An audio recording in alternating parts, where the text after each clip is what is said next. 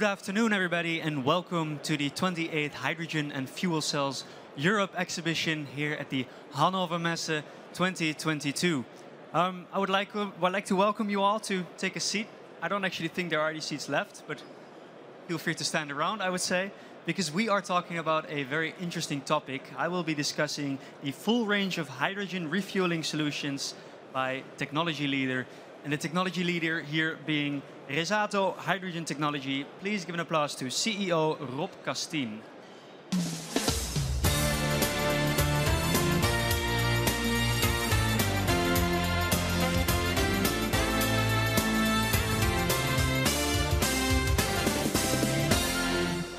Welcome, Rob. Good to have you here. Thank you very much. Thanks for inviting me over. Yeah, sure. So, Resato Hydrogen Technology. You know, the stand is all green, so it pops out. So I think most people have seen it. But for those who haven't, can you maybe explain us what is Resato Hydrogen Technology all about? Well, really, it started over 30 years ago, and Resato is a high-pressure company, and we are good in building pressure up to 10,000 bars.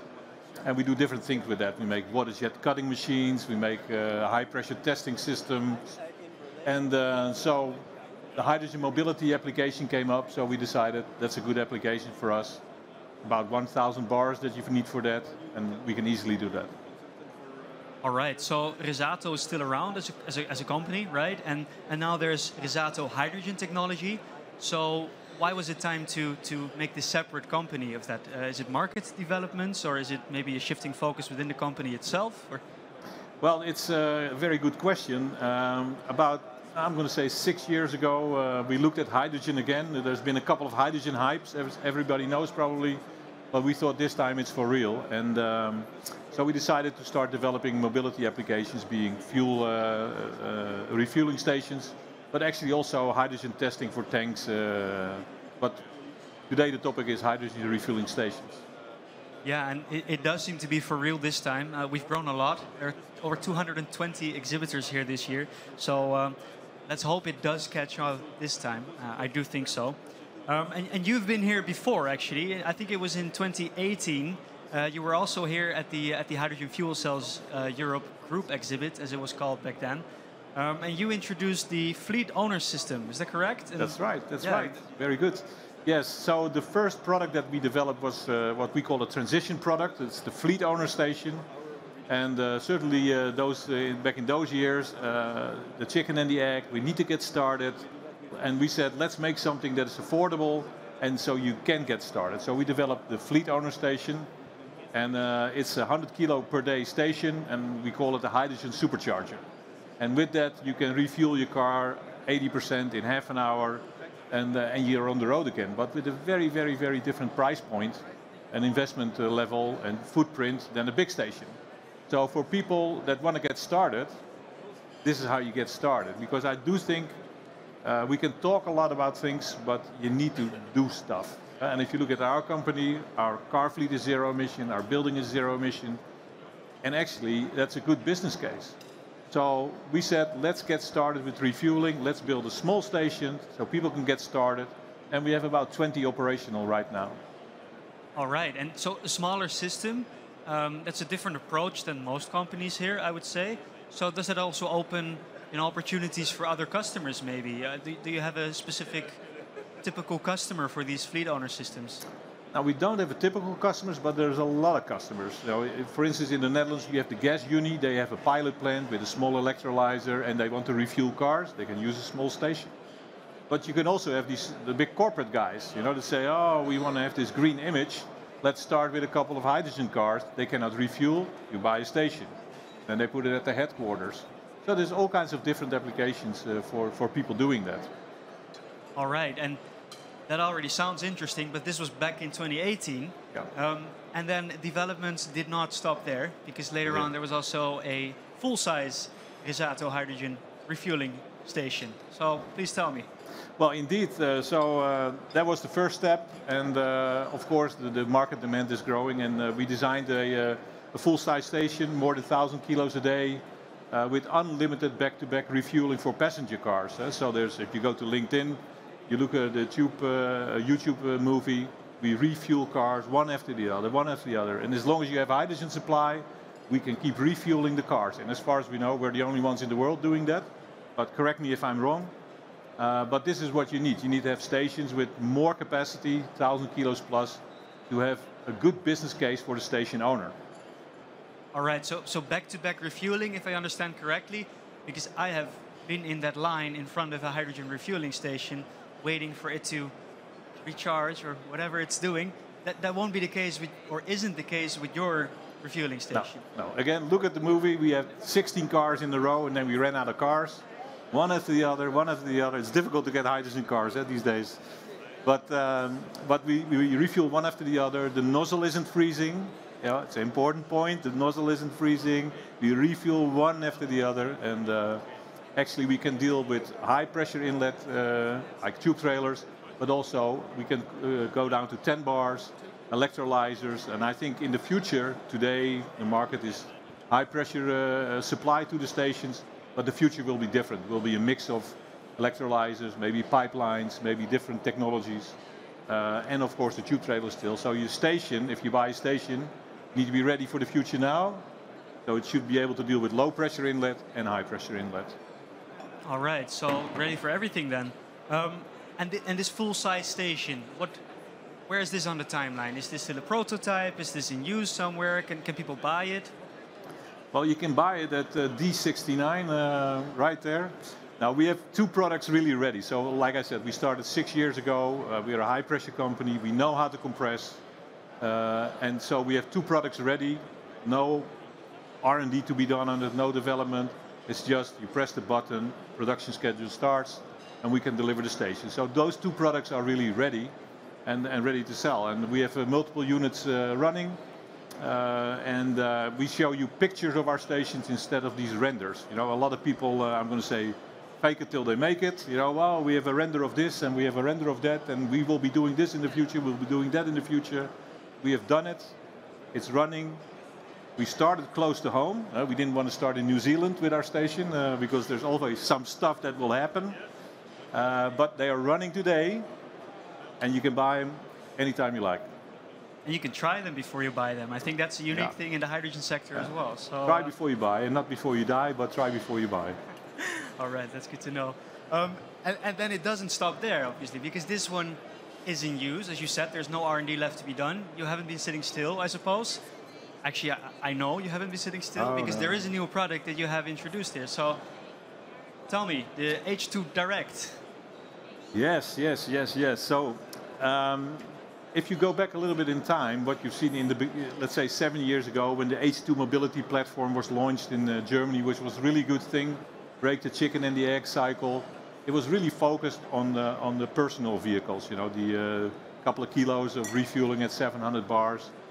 And I'm going to say 7 years ago, that was the idea. Let's get started with the passenger cars, and then and grow the system from there. That has totally shifted. You know, the market is now going to HDV, trucks and buses, 350, maybe in the future 700, we'll find out. But we need more kilos, much quicker, to fill up a bus depot or the logistics centers, and that's where the market is going. And as the trucks and the buses come on the market, let's say starting 24, 25, when that supply starts flowing, then we need the bigger refueling stations to refuel those vehicles. All right, and when you say bigger station, the fleet owner system was, what was it, 1,000, 100? 100 kilos a day. 100 kilos a day, then we had the bigger one, the full size. 1,000 kilos a day. And then H2 So what is the big system going to be? How many kilos? This is the part where you participate, huh? Okay, I'm going to do a wild guess and say that goes times 10 as well. Then 10,000 kilos a day, yes. Very impressive. And still back-to-back refueling then? Back-to-back refueling for passenger cars, back-to-back refueling for trucks and buses. So that video on your LinkedIn page of all these passenger cars in a row. Indeed. We're going to see that one in a few years, but then with big trucks. Indeed. Very impressive. All right. Okay, nobody had an answer for the times 10 question, but maybe someone else has a question. So are there any questions from the audience? Please raise your hand if you have a question. I will find you with my microphone. No Yes, there is a question.